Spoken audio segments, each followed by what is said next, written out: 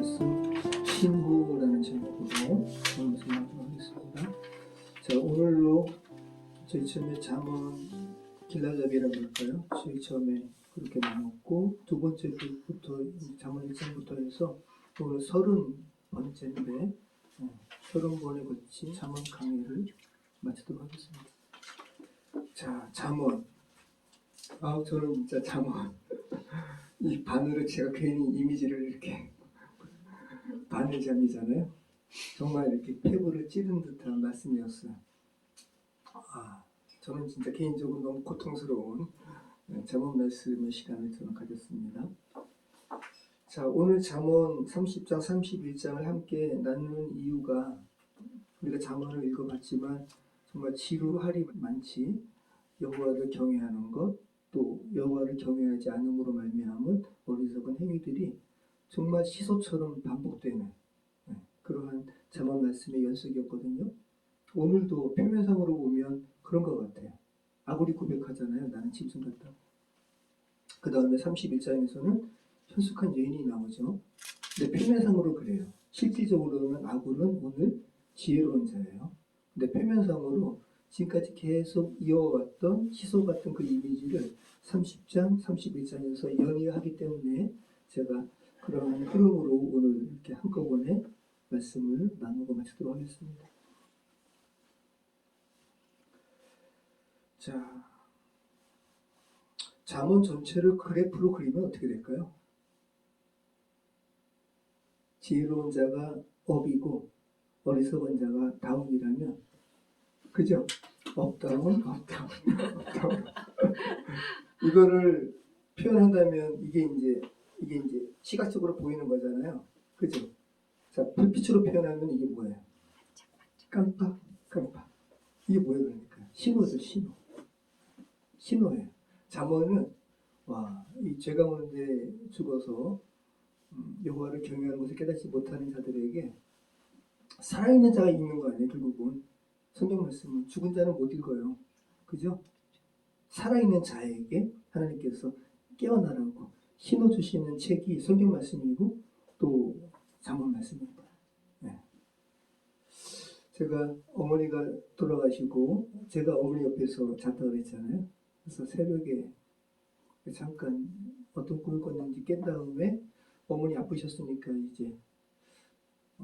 제가 어머니 아무튼 어머니 소천을 제가 가진 분인 줄 알고 손은 찼지만 등은 따뜻했기 때문에 돌아가신 지 얼마 안 돼서 제가 아마 어머니 소천을 제가 옆에서 가장 먼저 보고 옆방에서 자고 있는 형에게 제가 이렇게 가서 어머니 돌아가실 것 같다고.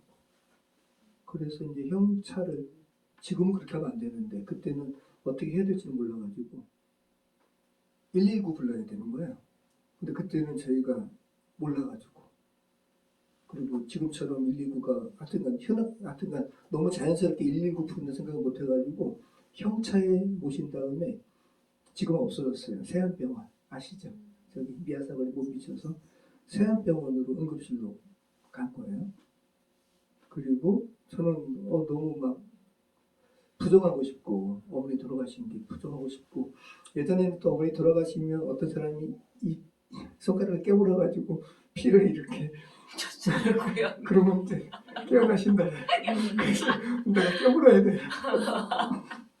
근데 차마 그러지 못하고 근데 의사한테 정말 들어가신 건지 맞는지 확인 좀 다시 한번 좀 부탁한다고.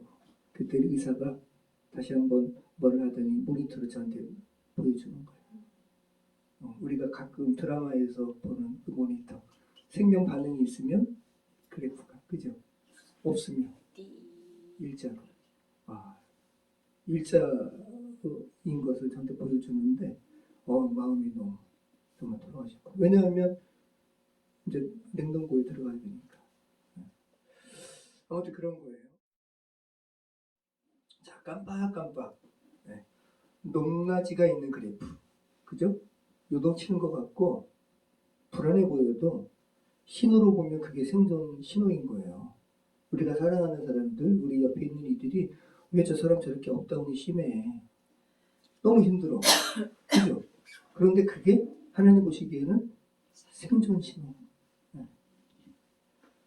자, 그래서 잠언을 비롯한 성경 말씀이 마냥 선하고 좋은 말씀만 있는 게 아니잖아요.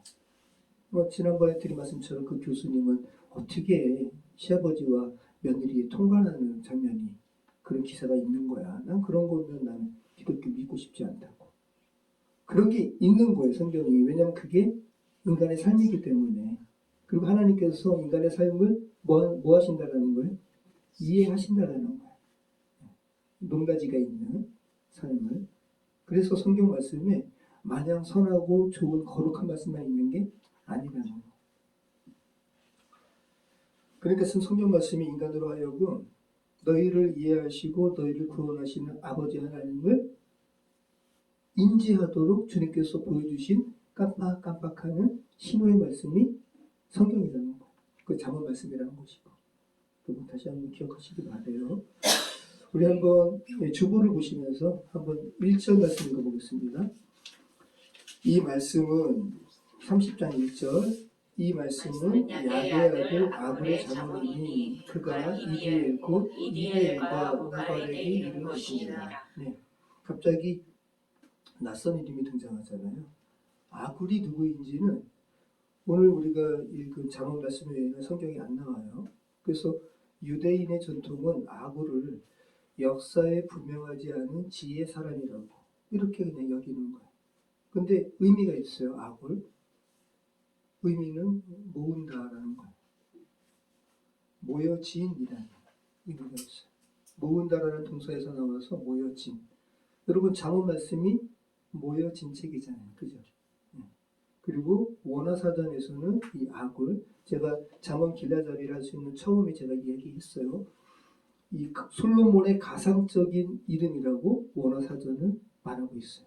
그러니까 아굴이 솔로몬일 것 같아요. 근데 일부러 제일 처음에는 이것은 솔로몬의 잠언이라고 분명히 하면서 마지막에는 모호하게 이렇게 말씀하는 거예요. 이유는 솔로몬이라는 이름에 집중하지 말고 인물에 집중하지 말고 솔로몬도 이 말씀이 솔로몬이 썼지만 솔로몬의 말년은 지혜로운 자의 말년이 아니었잖아요. 그러니까 이 잠언 말씀은 하나님의 말씀이라는 거예요. 하나님께서 솔로몬이라는 사람을 통로로 사용하셔가지고 쓰게 하신 것이라는 거죠. 그러니까 마지막에 아굴이라는 모호한 이름으로 사람에게 집중하지 말고 잠언 말씀의 내용에 집중하라고 하시는 거예요. 그래서 31장의 르무엘도 마찬가지. 르무엘이라는 왕이 이스라엘 역사에 존재하지 않았다. 르무엘 왕도 마찬가지로 모호한 자예요. 아굴처럼. 그걸 기억하시기 바래요. 자, 우리 한번 2절부터 우리 한번 5절 말씀 읽어보겠습니다. 2절. 나는 다른 사람에게 비하면 짐승이라 내게는 사람의 총명이 있지 아니하니라. 나는 지혜를 배우지 못하였고 또 거룩하신 자를 아는 지식이 없거니와 하늘에 올라갔다가 내려온 자가 누구인지 바람을 그 장중에 모은 자가 누구인지 물을 옷에 싼 자가 누구인지 땅의 모든 끝을 정한 자가 누구인지 그의 이름이 무엇인지 그의 아들의 이름이 무엇인지 너는 아느냐? 하나님의 말씀에 다 순종하며 하나님은 그를 의지하는 자의 방패시니라. 아굴이 이야기하는 거예요. 나는 다른 사람에 비하면 짐승이라. 내게는 사람의 총명이 없도다. 그런데 이 아굴이 나는 다른 사람에 비하면 나는 짐승이야 라고 말할 때 이 짐승은 이 히브리어에 동물을 의미하는 단어가 있거든요. 베헤마라는 단어. 이 베헤마가 아니라 바하르라는 단어 쓰고 있어요. 바하르는 뭐냐면 이성이 결여된 자라는 거예요. 그리고 그 근본 의미를 쫓아가다 보면 불태우다, 소멸시키다라는 말이 이 바하르라는 아굴이 나는 다른 사람에 비하면 짐승이다라고 말하는 바하르라는 단어의 근본이 있다라는 거예요. 그러니까 지금 아굴이 지혜로운 자예요. 하나님을 인식하는 자거든요. 그러면서 하나님 앞에 하나님을 인식하는 그 앞에 나의 이성은 한낱 불태워진 재와 같다고 이야기하는 거예요. 그거를 강조하기 위해서 이렇게 짐승이라고 바하르라고 말을 하고 있어요.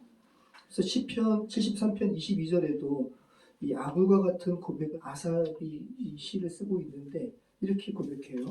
네, 제가 그냥 읽어드릴게요. 내가 이같이 우매 무지함으로 주 앞에 짐승이오나. 이 바울을 쓰는 거예요. 내가 항상 주와 함께하니 주께서 내 오른손을 붙드셨나이다. 그래서 아굴이 저는 하나님 앞에 다른 사람에 비하면 저는 짐승 같습니다라는 것은 지혜로운 자의 고백인 거예요. 표면상으로는 현숙한 여인과 짐승 대비적으로 보이지만 실질적으로는 지혜로운 자의 고백을 이야기하고 있어요.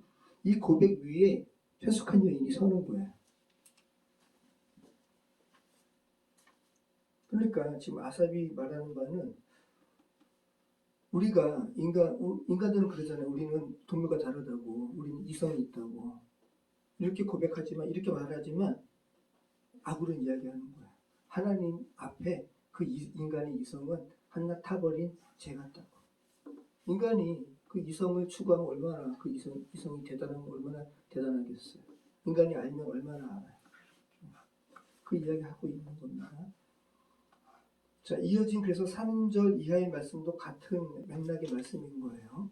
그래서 지금 이 아굴의 이 사도부터의 말씀은 욥기 38장에서 41장에 걸쳐서 하는 내용과 똑같아요. 네 가지 질문을 하잖아요. 너는 하늘에 올라갔다가 내려온 자 누군 줄 알아? 그죠? 바람을 그 잠중에 모은 자가 누군지 알아? 물을 옷에 싼 자가 누군지 알아? 땅의 모든 끝을 정한 자가 누군지 알아? 그러면서 그 이름이 뭔 줄 알아? 라고 묻고 있어요. 그죠? 그 아들의, 그러니까 창조주 하나님의 아들의 이름이 뭔 줄 알아? 이렇게 묻고 있는 거예요. 그러니까 이 질문은, 그죠? 이 존재라는 것, 이름이라는 거는, 그죠? 그 사람의 모든 것을 알고 있니? 그 존재의 근원에 대해서 너는 그 존재와 밀착되고 있니? 이 질문인 거거든요. 창조주 하나님의 근원에 대해서 너는 얼마만큼 알고 있니? 그분과 어디만큼 너는 지금 접촉하고 있니? 라는 질문인 거야. 그러니까 아굴은 거기에 대한 알미 없잖아요. 하지만 추구함은 있어요. 그래서 나는 짐승 같다고, 내 이성은 불타버린 재 같다고 이야기합니다. 하지만 역으로 이야기하면 이제 하나님과 더 깊이 나아가려고, 그죠? 애쓰는, 나아가려는 참 지혜로운 자의 모습을 보여주고 있는 거죠. 그래서 아굴이 이어서 어떤 고백을 합니까? 우리 5절 말씀 같이 읽겠습니다. 하나님의 말씀을 다 순전하며 하나님은 그를 의지하는 자의 방패십니다. 여기서 일부러 잠언 기자가 순전하다라는 단어를 쓰고 있어요. 이 히브리어 차라프라는 단어인데 은을 재련하는 것과 관련된 이 단어예요. 이 단어의 그림은 선명해요. 제가 예전에도 한번 말씀 나눴잖아요. 하나님께서 어떤 사람을 연단하는 것이 은을 재련하는 것 같아서라는 이 말씀을 성경 공부하는 그룹들이 궁금해가지고 실질적으로 대장간에 찾아가가지고 은 재련하는 거 보여주세요. 그래서 은을 이제 재련하는 거예요. 재련은 불에 넣는 거예요. 얼마나 뜨거워요, 그죠? 이제 이 대장장이에게 그것을 참관하는 여인들이 그 성경 공부하는 그룹이 물었어요. 언제까지 불에 넣어야 돼요? 대장장이가 이야기하는 겁니다. 간단합니다. 은에 불순물이 다 타가지고 은에 자기 얼굴이 비출 때까지 이게 재련인 거예요. 그러면 지금 아굴이 이게 지금 장어 말씀이 참 놀라운 게 아까 뭐라고 그랬어요? 나는 주님 앞에 총명한 다른 사람보다 나는 뭐한 자라고? 짐승 같다고. 그 짐승이 뭐라고 그랬죠? 바울이라고 그랬잖아요. 타서 없어진 재. 근데 상대적으로 순전한 말씀할 때 이 순전하는 거는 은을 재련하는 거라고요. 은은 타서 없어지지 않아요. 그래서 인간의 이성과 하나님의 말씀을 이렇게 일부러 대비시키고 있는 말씀이 오늘 우리가 읽은 아굴의 고백입니다. 그러니까 기준이 인간의 이성이 아니라 하나님의 말씀이라는 거예요. 그죠? 인간의 이성은 타서 없어지는 재 같은가? 없어지지 않는 영원하신 하나님의 말씀. 이것이 우리 삶의 기준이 되어야 된다고 지금 아굴은 이야기하죠. 그래서 6절부터 8절, 9절 한번 읽어볼까요? 저 은혜로운 말씀이잖아요. 같이 읽겠습니다. 너는 그의 말씀에 더하지 말라. 그가 너를 책망하시겠고 너는 거짓말하는 자가 될까 두려움이라. 내가 두 가지 일을 주께 구하였사오니 내가 죽기 전에 내게 거절하지 마시옵소서. 곧 헛된 것과 거짓말을 내게서 멀리 하옵시며 나를 가난하게도 마옵시고 부하게도 마옵시고 오직 필요한 양식으로 나를 먹이시옵소서. 혹 내가 배불러서 하나님을 모른다 여호와가 누구냐 할까 하오며 혹 내가 가난하여 도둑질하고 내 하나님의 이름을 욕되게 할까 두려워함이니이다. 네, 아굴은 지혜로운 자였어요. 짐승이라고 고백하지만 두 가지 하나님께 쿡 간구하잖아요. 뭐예요? 헛된 것과 거짓말을 내게서 멀리 하옵소서. 그리고 저를 가난하게도 마옵시고 부하게도 하지 마옵소서. 내가 배불러서 하나님 모른다고 하면 어떡하죠? 또 내가 너무 가난해서 도둑질하면 어떡하죠? 그래서 하나님의 이름을 제가 가리면 어떡합니까? 이 두 가지를 간구하는 거예요. 이 두 가지 간구함이 결국 뭐 하는 거예요? 지금? 하나님을 제가 가리지 않게 하옵소서. 그죠? 나의 삶이 항상 하나님과 밀착되게 하옵소서. 하나님의 존재 가운데 제가 항상 거하게 하옵소서. 이 간구하고 있는 거죠. 그러니까 아굴은 지혜로운 자예요. 그죠? 자, 그러면서 이제 15절부터 33절 말씀을 다 읽지 않을게요. 이제 자연 현상과 인간의 행동을 이렇게 빗대면서 뭐 하는 거 선엇이 있다, 선엇이 있다, 선엇이 있다 계속 반복하고 있어요. 4번. 그러면서 자연 현상과 인간의 행동을 교차시키고 또 지혜와 어리석음을 교차시켜요. 잠언의 지금까지 우리가 읽었던 업다운, 업다운, 업다운 계속 반복되는 거예요. 빛으로 이야기하면 반짝반짝 반짝. 그죠? 지금 정말 영화 같은 일이 이스라엘 또 미국, 이란의 전쟁 가운데 벌어졌어요. 그죠? 지난 50년간 한 번도 격추되지 않았던 미국 F-15 이 전투기가 이란이 쏜, 그러니까 이제 레이더망을 피하려고 저공으로 날아갔거든요. 근데 아마 좀 최신형 같은데 이 이란 군인들이 어깨에 메고 쏜 미사일이 격추된 거예요. 근데 이게 예전 같았으면 아마 격추되지 않았을 텐데 플레어가 뭐냐면 미사일이 오면 전투기에서 다른 금속 조각들을 이렇게 뿌려요. 그럼 그것이 이제 전투기인 줄 알고 오인하게 해서 맞추게 하는 그 플레어까지 썼는데도 이 미사일은 플레어에 속지 않고 전투기에 명중한 거예요. 그러니까 나름대로 되게 발달된 미사일을 쏜 거죠. 근데 트럼프가 이야기하기를 운이 좋았다고. 그럼요.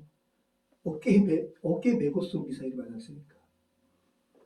그러면서 격추된 다음에 아주 재빠르게 전투기에는 전투기 조종사가 있고 뒤에는 무기 관련된 작전하고 정말 핵심적인 그 작전을 알고 있는 사람은 전투기 뒤에 탄 사람입니다.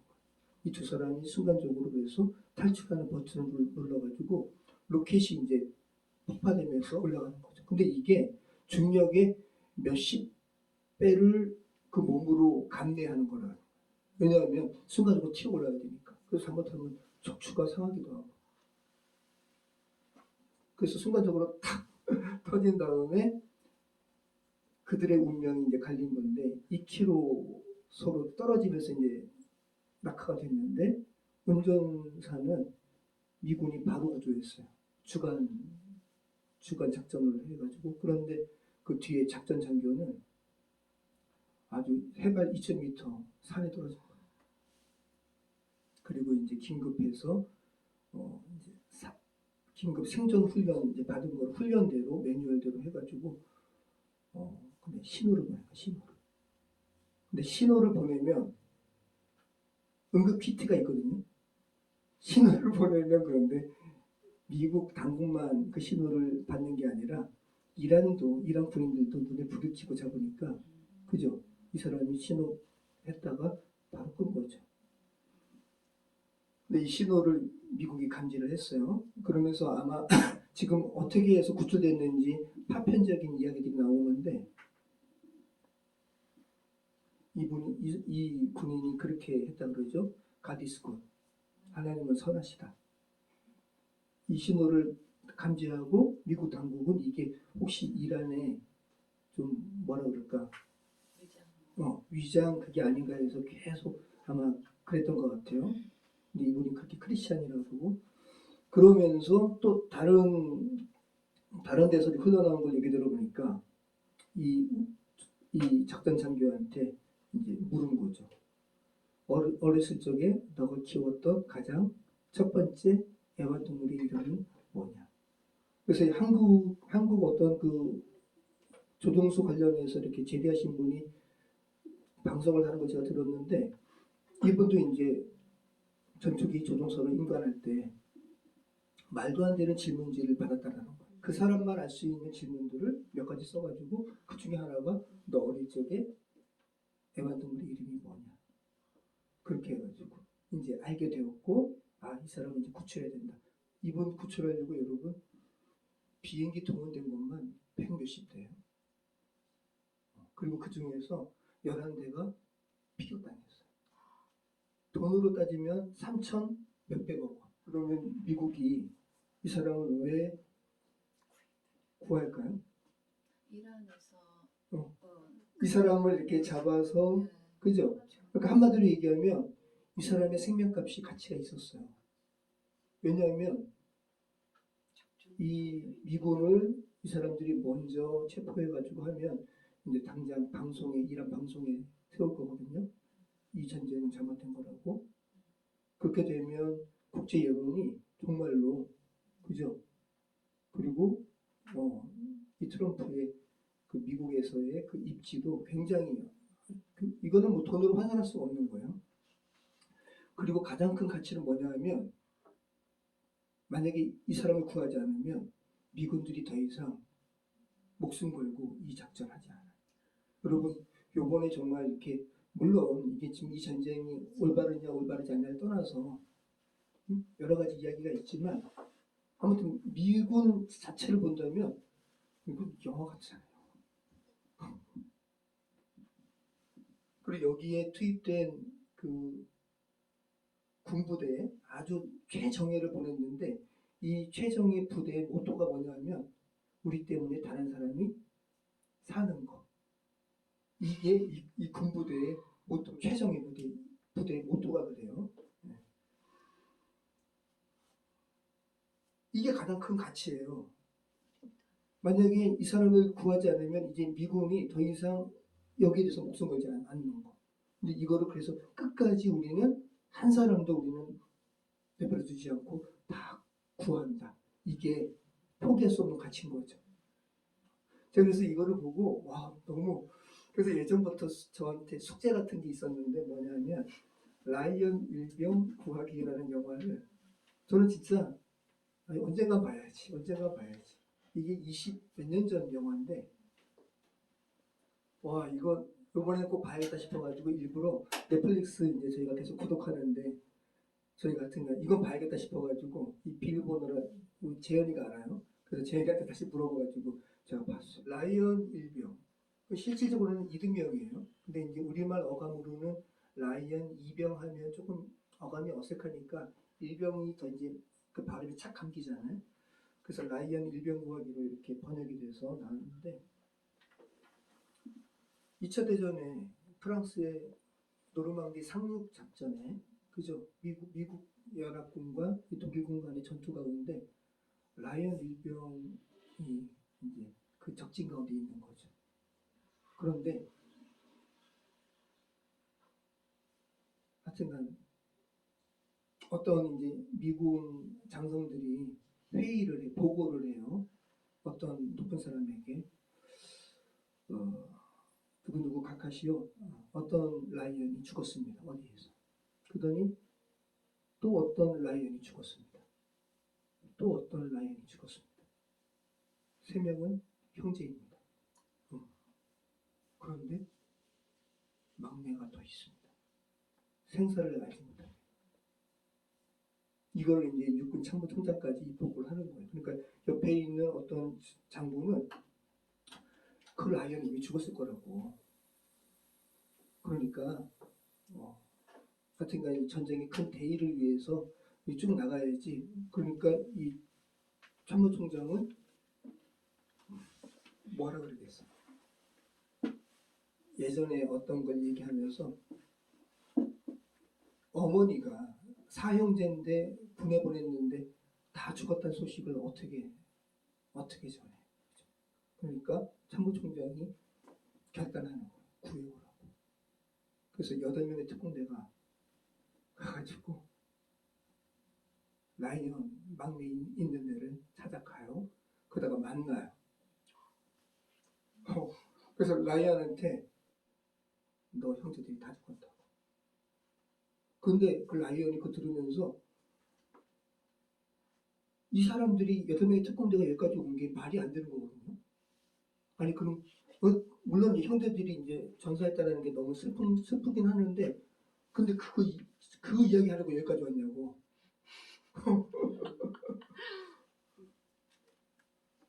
이해되시죠? 우리는 근데 그러면서 이제 그러는 거예요. 그 특공대원 중에 한 명이 너 때문에 너 구하려고 지금 2사람이 이미 죽었어. 그러니까 이제 라이언이 이게 복음이야 진짜. 나 때문에. 그러다가 결국은 다 죽어요. 특공대원이. 그리고 그 특공대를 이끌었던 대위 밀러라는 대위가 마지막에 같이 있게 살라고. 우리의 희생이 헛되지 않도록. 그리고 라이언이 이제 마지막에 그 밀러 대위의 묘를 가요. 가족이랑 함께. 근데 그 마지막에 그게 뭐였어요? 잘 살라고. 같이 있게 살라고. 그러니까 잘 살려고 노력했다고. 그리고 부인한테 나 잘 살았다고 이야기해줘.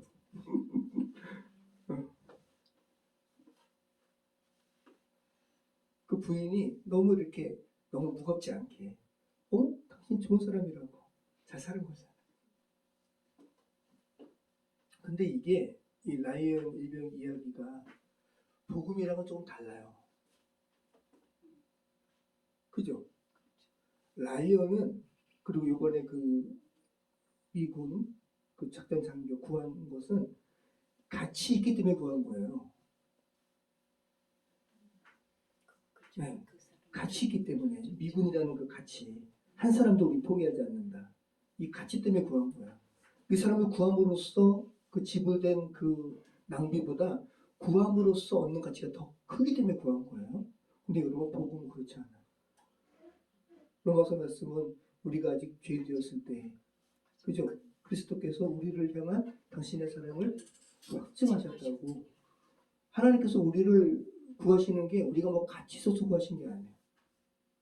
하나님의 사랑이 그러니까 우리가 하나님의 사랑을 잘 몰라요.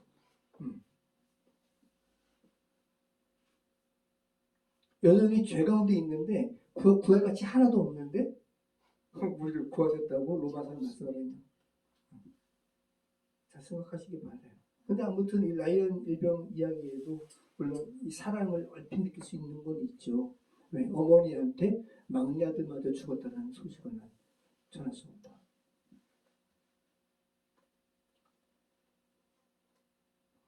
자, 아무튼 지금 신호 얘기하다가 그죠? 이번에 그 미군 구조된 거에 또 어떤 부분이 있냐면 여러 가지로 이제 이 사람이 미군 그 작전 장교라는 건 알았어요. 근데 그 광활한 그 산맥에서 어떻게 이 사람 구해요? 근데 이 구한 것 중에 하나가 또 뭐가 있냐면 이 우리 심장이 여러분 전기 신호로 뛴대요. 그래서 심전도가 그 전기 신호 하는 거거든요. 자세히 과학적인 건 모르겠는데 그런데 이 조종수가 아니죠. 작전 장교의 심장에 전기 신호를 포착을 한 거예요. 그래서 그 AI가 그 광활한 산맥 가운데 생존 신호를 발견한 거예요. 그래서 여러 가지가 있는데 그 중에 하나도 이거라는 거. 생명 반응. 지금 신호 이야기하느라고 제가 말씀을 지금 나누고 있는 거예요. 자, 31장 1절 말씀은 이렇게 말하고 있죠. 르무엘 왕이 말씀한 바 곧 그의 어머니가 그를 훈계한 자문이라. 여러분, 르무엘이라는 이름은 하나님께 속한 자라는 거예요. 그러니까 그 아굴, 그죠? 모여진이라는 이름이라고 했잖아요. 그리고 아굴을 하나님을 경외하는 자였어요. 이 르무엘도 하나님께 속한 자예요. 하나님을 경외하는 자죠. 그리고 르무엘이라는 왕은 실제 없었다. 일부러 잠언을 편집한 자들이 이 말씀 가운데 주목하게끔 지금 하고 있다는 거. 자, 그런데 여러분 참 재밌잖아요. 왕인데 왕이 다른 사람을 훈계하는 내용이 아니라 오히려 훈계를 받는 모습으로, 그죠? 네. 왕이 가르침을 받는 모습으로 끝마치고 있어요. 지혜로운 자는 정말 새롭게 된 존재는 이 세상 사람과 다르다라는 거예요. 그러면서 어머니의 교훈이, 이 르무엘 왕을 향한 어머니의 교훈이 이렇게 2절에서 9절까지 이렇게 압축되는데 한번 읽어볼까요? 같이 한번 읽어보겠습니다. 내 아들아, 내가 무엇을 말하랴? 내 태에서 난 아들아, 내가 무엇을 말하랴? 소원대로 얻은 아들아, 내가 무엇을 말하랴? 내 힘을 여자들에게 쓰지 말며 왕들을 멸망시키는 일을 행하지 말지어다. 르무엘아, 포도주를 마시는 것이 왕들에게 마땅하지 아니하고 왕들에게 마땅하지 아니하며 복주를 찾는 것이 주권자들에게 마땅하지 않도다. 술을 마시다가 법을 잊어버리고 모든 공고한 자들의 성사를 굽게 할까 두려우니라. 복주는 죽게 된 자에게 포도주는 마음에 근심하는 자에게 줄지어다. 그는 마시고 자기의 빈곤한 것을 잊어버리겠고 다시 자기의 고통을 기억하지 아니하리라. 너는 말 못하는 자와 모든 고독한 자의 성소를 위하여 입을 열지니라. 너는 입을 열어 공의로 재판하여 공고한 자와 궁핍한 자를 신뢰할지니라. 네. 자, 여러분, 이 르무엘 왕이라고 치면 이 왕을 향한 어머니의 교훈이 정말 마지막 8절에 아주 핵심적인 건데, 너는 말 못하는 자와 모든 고독한 자의 성사를 위하여 입을 열지니라. 그러니까 연약한 자를 위해서 너는 힘을 써라. 그죠? 너는 입을 열어 공의로 재판하며 공고한 자와 궁핍한 자를 신뢰할지니라. 여러분, 굉장히 놀라운 말씀인 거예요. 잠언 전체를 마무리하는 교훈이 약자편에서라는 거예요.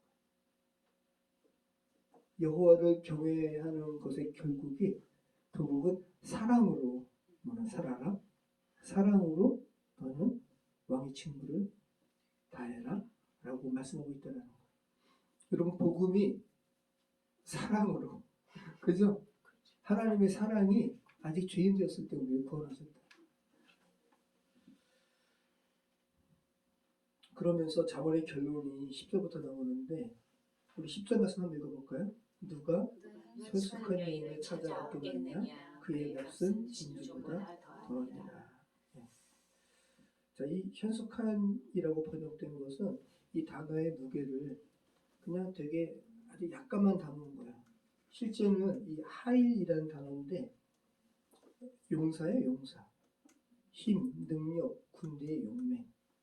그래서 성경에서 전쟁의 용사들에게 붙이는 말이 이 하일이에요. 오늘 잠언 말씀에 현숙한 여인이라고 하는, 그러니까 용맹한 여인인 거죠.